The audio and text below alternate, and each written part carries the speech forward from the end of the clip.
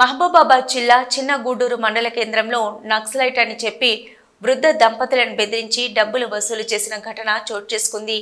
వెంకటయ్య అనే వృద్ధుడి తలుపు తట్టి నక్సలైట్ అని చెప్పి బెదిరించి బీర్వాలో ఉన్న 35,000 నగదు దోచుకు వెళ్లారని పేర్కొన్నారు.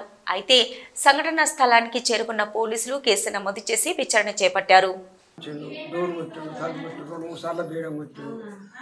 సార్లు బేయడం కొడితే నాలుగోసారి బేయడానికి ఎవరు అని అటు పక్క సైడ్ కిటికీలకి వెళ్ళితే మనిషి అవ్వలేదని బేయడం తీసిన. బేయడం చేయగానే ఒక లేడీస్ ఇంటి ముందట ఆడ సీసీ రోడ్ కాడ బండి ఉంటే బండి మీద కూర్చుంది. ఈయన వచ్చి అడిగి ఎవరు మీరు ఎక్కడ ఏదంటే మేము ఇక్కడికే వచ్చినాం, ఇక్కడ చుట్టాలు ఉండరా మరి వచ్చినాం ఏంటంటే మా వాళ్ళకు బైక్ మీదకి వెళ్ళి కింద పడ్డది అంటే మరి యాక్సిడెంట్ అయిందా అని యాక్సిడెంట్ కాలే కానీ బైక్ మీదకి వెళ్ళి స్లిప్ అయ్యి కింద పడ్డది అన్నాం.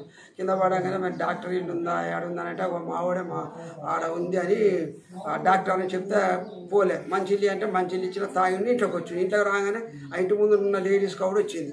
లేడీస్ రాగానే నేను ఇంట్లోకి పోగానే ఇక వాళ్ళు తలుపులే అనగానే ఆడ ఉన్నోళ్ళు ఇద్దరు వచ్చి ఇద్దరు తలుపులేసి మేము నక్సలైట్లో ఏంది నువ్వు వడ్డీ వ్యాపారం చేస్తావట కదా ఏంది అదంటే సార్ వడ్డీలకు ఇస్తా 5-6 లక్షలు ఉన్నాయి వడ్డీకి ఇస్తా.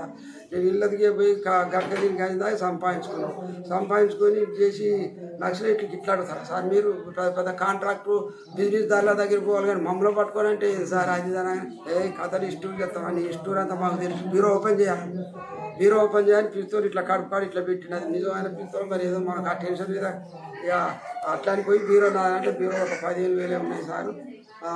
15,000 అంటే నువ్వు ఓపెన్ చేయి అని అన్నాడు. ఓపెన్ చేయాలంటే డబ్బులు దాంట్లో 35,000 36,000 అంటే ఓపెన్ చేసి తీసుకోగానే ఎక్కడ పోయిరు. ఇక ఇది ఆ బట్టది అది ఇది అని ఎవరు ఏం అనలేదు.